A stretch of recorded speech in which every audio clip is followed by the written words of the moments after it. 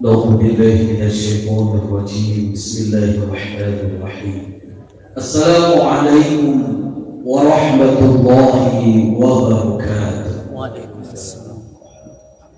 الحمد لله الذي أكرم بني آدم على سائر المخلوقات.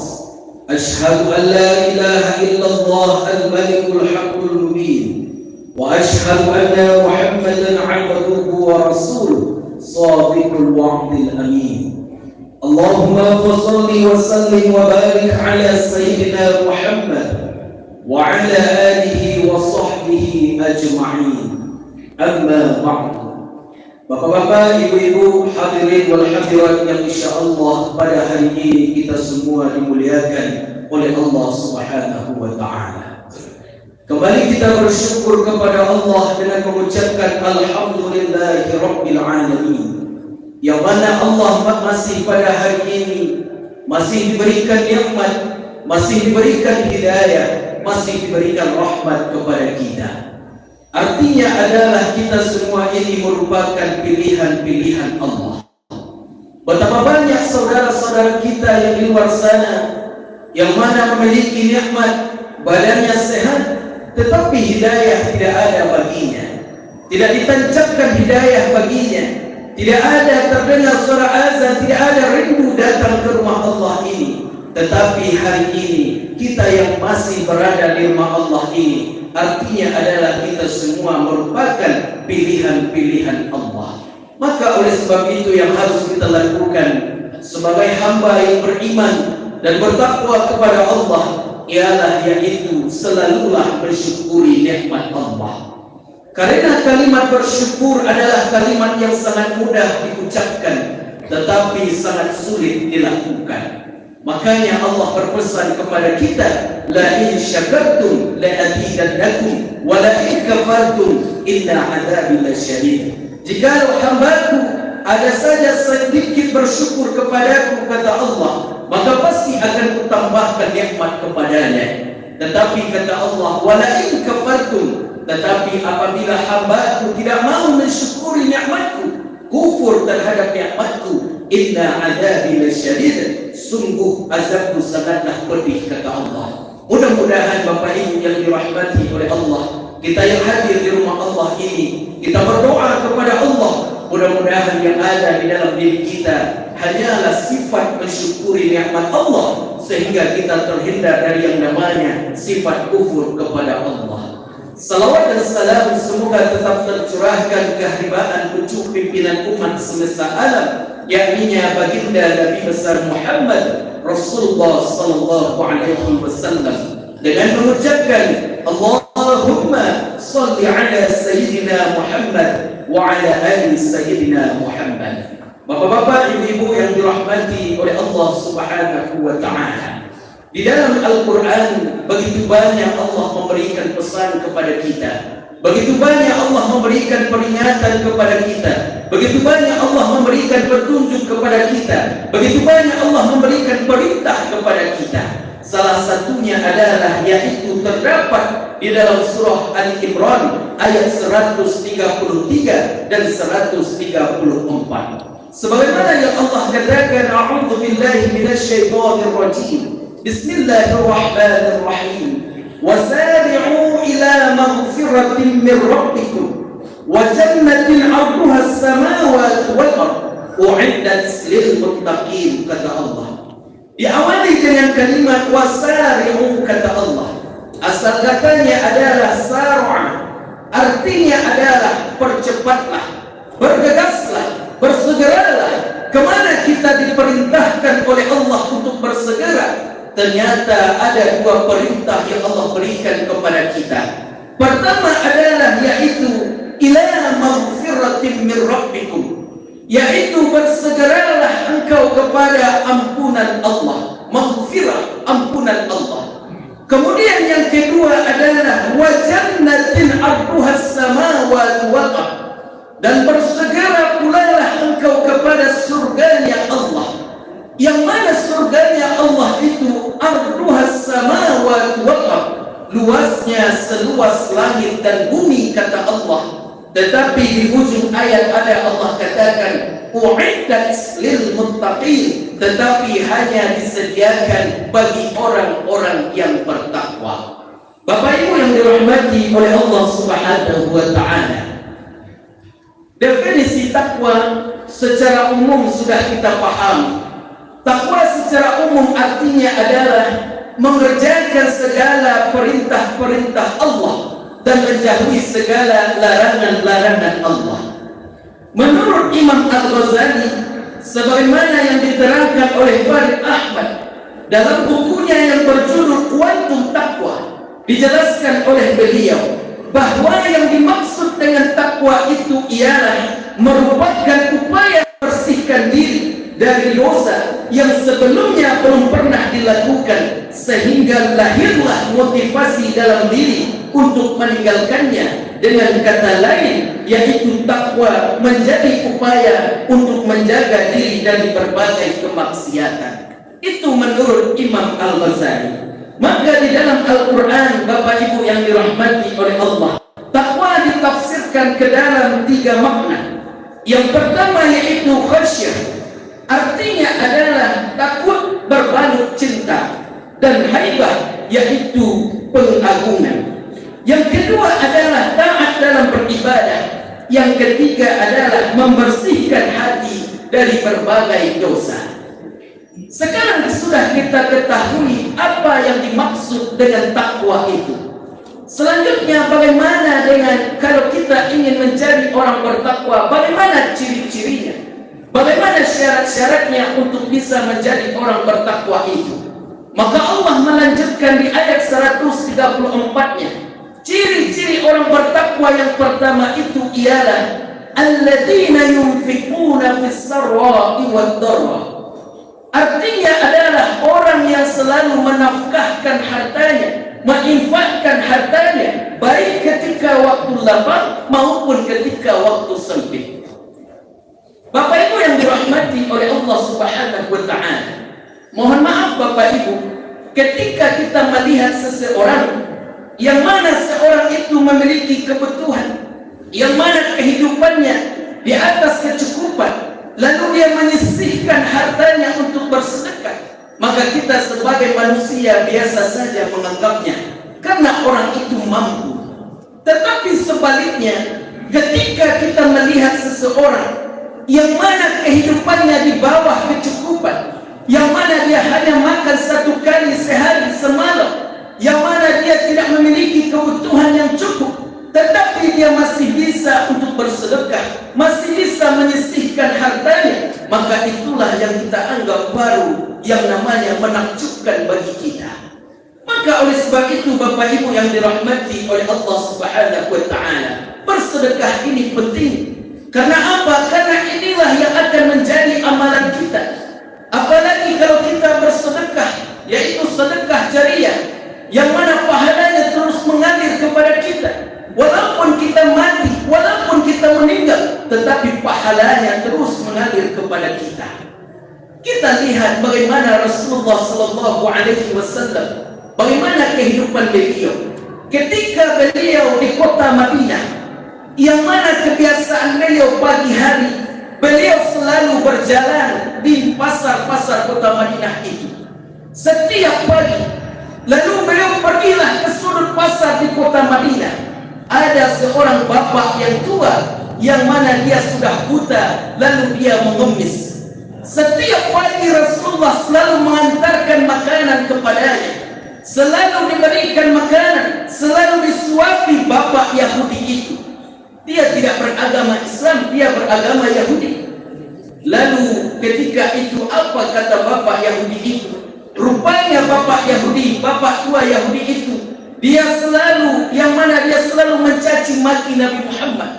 Dia benci kepada Nabi Muhammad.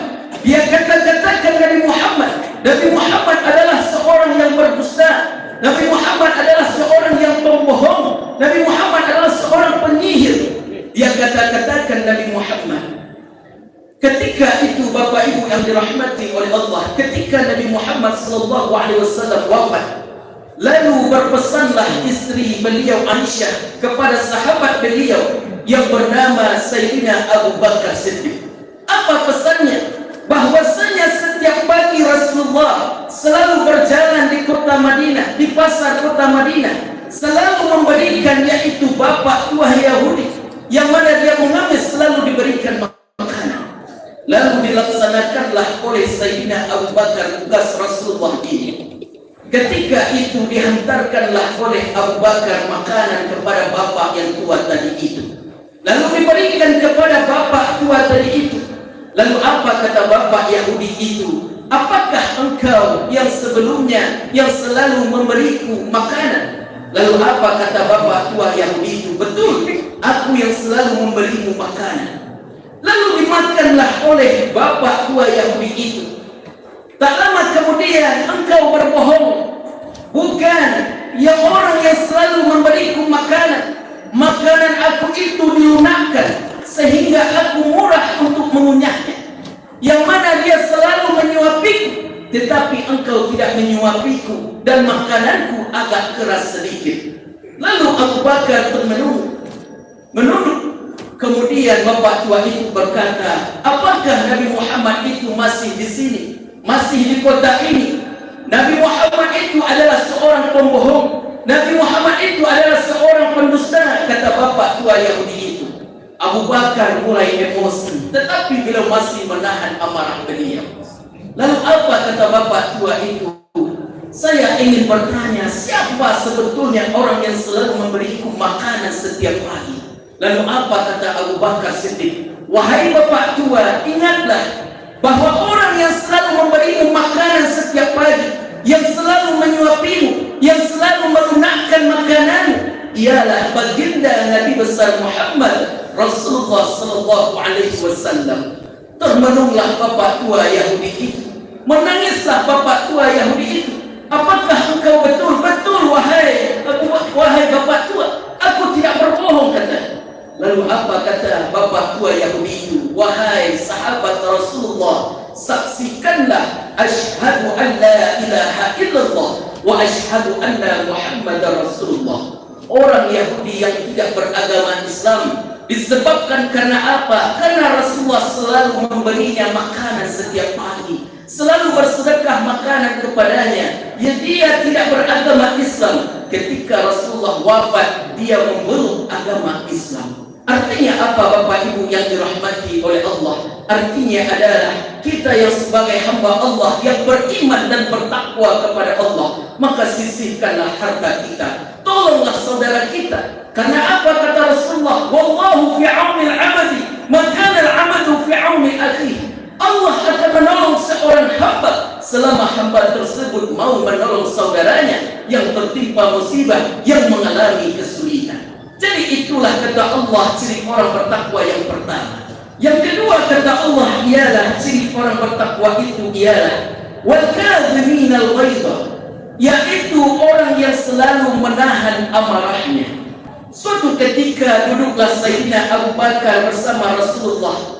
Tak lama kemudian datanglah orang kafir kepada Abu Bakar dan Rasulullah, yang mana kebiasaannya adalah menghina Rasulullah, mencaci maki Rasulullah. Tetapi karena ada Abu Bakar di sampingnya, dicacilah Abu Bakar ini. Abu Bakar masih bisa menahan sabar, dia masih bisa menahan amarahnya. Pergilah orang kafir ini. Tak lama kemudian datanglah orang kafir kedua, yang mana sama kebiasaannya, menghina Abu Bakar, mencaci Abu Bakar, menghina Rasulullah. Lalu dihinalah Abu Bakar sampai-sampai orang kafir itu menghina Rasulullah. Ketika itu Abu Bakar berdiri dan langsung membalas cacian orang itu. Ketika itu Rasulullah pindah duduk dari Abu Bakar. Ketika Abu Bakar setelah selesai bercakap, berdialog dengan orang kafir itu, pergilah Abu Bakar menemui Rasulullah. Ya Rasulullah, mengapa engkau pindah duduk dari tempatku ya Rasulullah? Ketika orang kafir pertama menghina dan engkau masih bisa bersama, tetapi mengapa ketika orang kafir kedua menghinaku, mengapa engkau pergi dariku ya Rasulullah? Ingatlah wahai sahabatku Abu Bakar, ketika orang kafir pertama menghinamu dan engkau tidak membalasnya, maka yang ada di samping sampingmu adalah malaikat, yang mana malaikat ini selalu mencatat amalmu. Tetapi ketika orang kafir kedua datang kepadamu, menghinamu, dan engkau membalas cacian mereka itu, ingatlah bahwa yang ada di sampingmu bukanlah malaikat, melainkan adalah syaitan, dan aku tidak mau duduk bersama syaitan. Kadang-kadang Bapak Ibu yang dirahmati oleh Allah, kalau kita ceritakan hal ini kepada orang, maka orang menganggap sepele. Itu kan Nabi, tentulah Nabi bisa bersabar. Itu kan Abu Bakar, Abu Bakar adalah sahabat Rasulullah, tentulah dia bisa bersabar. Bagaimana dengan kita? Kita hanya orang biasa. Maka kita buka lembaran sejarah kembali Bapak Ibu. Apa sejarahnya? Yang mana di daerah Sumatera Barat ini ada seorang ulama yang hebat, ada seorang ulama yang terkenal, yang mana beliau bernama Buya Haji Abdul Malik Karim Amrullah, atau yang dikenal dengan Buya Hamka. Bagaimana Buya Hamka ini? Buya Hamka lahir di daerah Maninjau. Beliau dari kecil diajarkan oleh ayah beliau ilmu agama, sampai beliau dewasa, sampai beliau menjadi ulama terkenal, yang mana beliau paham dengan ilmu-ilmu agama. Tetapi Bapak Ibu yang dirahmati oleh Allah, beliau merupakan pahlawan bagi negara kita ini. Tetapi beliau pernah yang mana difitnah oleh negara ini. Apa yang difitnah? Beliau dituduh ingin menjual negara ini kepada negara tetangga. Beliau dituduh ingin membunuh presiden pertama. Lalu disebarkanlah berita ini di mana-mana. Akhirnya Buya Hamka ditangkap, lalu disidangkanlah Buya Hamka. Buya Hamka duduk di tengah sendiri, dikelilingi oleh orang banyak. Datanglah orang yang memfitnah Buya Hamka itu. Diletakkannya sepatunya di atas meja Buya Hamka, ditunjuknya Buya Hamka dengan tangan kiri. Engkau telah mengkhianati bangsa ini, engkau telah menjual negara ini. Apa kata Buya Hamka? Buya Hamka hanya diam, beliau hanya menundukkan kepala. Lalu Buya Hamka dimasukkanlah ke dalam penjara. Setelah Buya Hamka bebas dari penjara, datanglah sepucuk surat ke rumah Buya Hamka. Apa isi suratnya? Assalamualaikum warahmatullahi wabarakatuh. Yang terhormat Buya Haji Abdul Malik Karim Amrullah, andaikan aku wafat nanti, andaikan aku meninggal nanti, maka yang akan mengimami jenazahku adalah Buya Haji Abdul Malik Karim Amrullah. Terdengarlah oleh muridnya, jangan mau Buya, jangan mau Buya, orang ini telah memfitnahmu, orang ini telah memasukkan engkau ke dalam penjara, orang ini telah merendahkanmu, jangan mau Buya. Lalu apa kata Buya Hamka? Mungkin dia sebelum wafat dia telah bertaubat kepada Allah. Lembut hati Buya Hamka. Buya Hamka tidak dendam, Buya Hamka tidak marah, tetapi lembut hati Buya Hamka. Maka oleh sebab itu Bapak Ibu yang dirahmati oleh Allah, Buya Hamka tidaklah Nabi, Buya Hamka tidaklah sahabat Rasulullah. Buya Hamka hanya sama dengan kita, sama-sama berasal dari Sumatera Barat, darahnya sama dengan kita. Tetapi mengapa Buya Hamka begitu lembutnya hati beliau? Beliau tidak marah, beliau tidak dendam, tetapi beliau malah berbuat baik sebaliknya kepada orang yang telah difitnahnya itu. Maka oleh sebab itu Bapak Ibu yang dirahmati oleh Allah, menahan amarah ini penting. Itu yang kedua kata Allah Subhanahu wa taala. Yang ketiga kata Allah ialah ciri orang bertakwa itu ialah wal 'afina 'anil nas, ialah orang yang selalu memaafkan kesalahan saudaranya. Bapak Ibu yang dirahmati oleh Allah Subhanahu wa taala, kata Rasulullah sallallahu alaihi wasallam, kalau kita ingin memperbaiki hablum minallah kita, hubungan kita dengan Allah, maka perbaikilah terlebih dahulu hablum minannas kita, hubungan sesama kita. Kalau seandainya hubungan sesama kita saja tidak baik, mohon maaf Bapak Ibu, yang mana ibadah kita selama ini begitu rajin, yang mana baca Al-Quran kita begitu hebat, yang mana tahajud kita, yang mana puasa sunnah kita begitu hebat, tetapi sesama kita masih ada permusuhan, masih ada dendam, masih ada iri, dengki dan lainnya. Maka apa? Hablum minallah kita, hubungan hubungan dengan Allah kita tidak akan baik. Maka oleh sebab itu ialah perbaikilah terlebih dahulu hablum minanas kita, baru bisa kita perbaiki hablum minallah kita. Kalau hanya kita memperhatikan hablum minallah kita, hubungan dengan Allah, tidak kita perhatikan hablum minanas kita, jangan harap ibadah kita selama ini akan diterima oleh Allah Subhanahu wa ta'ala. Lalu Allah tutup dengan kalimat yang indah. Apa kata Allah? Wallahu yuhibbul muhsinin. Dan Allah menyukai orang-orang yang berbuat kebajikan. Bapak Ibu yang dirahmati oleh Allah Subhanahu wa ta'ala, maka itulah di antara ciri-ciri orang bertakwa ada 3. Yang pertama adalah yaitu orang-orang yang selalu menafkahkan hartanya baik ketika waktu lapang maupun ketika waktu sempit. Yang kedua ialah orang yang selalu menahan amarahnya. Yang ketiga adalah orang yang selalu memaafkan kesalahan orang lain. Wallahu yuhibbul muhsinin. Dan Allah menyukai orang-orang yang berbuat kebajikan. Demikianlah yang dapat saya sampaikan hari ini. Mudah-mudahan ada manfaatnya bagi kita semua. Kalau ada kesalahan itu hanya semata datang dari saya. Kalau ada kebenaran itu hanya semata datang dari Allah Subhanahu wa ta'ala. Billahi taufiq wal hidayah. Wassalamualaikum warahmatullahi wabarakatuh.